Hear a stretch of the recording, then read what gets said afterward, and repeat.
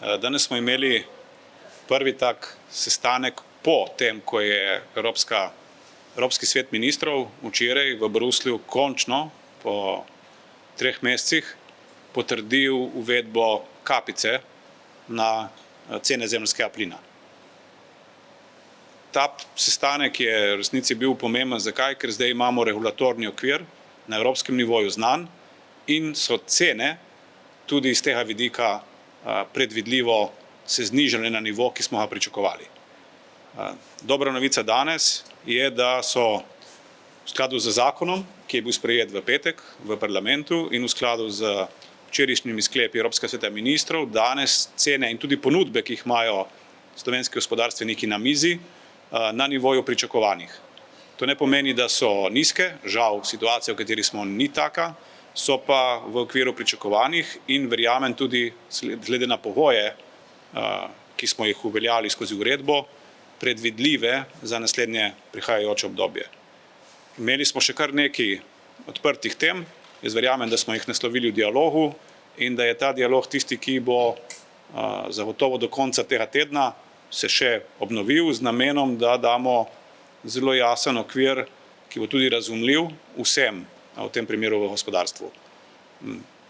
Meni je všeč, da potem, ko smo obljubljali, se je zdaj izkazalo, da lahko te obljube, vsaj nekatere, zdaj govorimo na nivoju cen, tudi uresničimo in najti seveda moramo pa take rešitve, ki bojo najbolj enostavno izvedljive in predvsem ne bojo vnašale nemira v gospodarstvo, ki ga je bilo v zadnjih tednih, pa ne nujno na podlagi delovanja naše vlade, ampak predvsem različnih akcij na nivoju Evropske unije, da bi ta nemir v gospodarstvu tudi odpravili.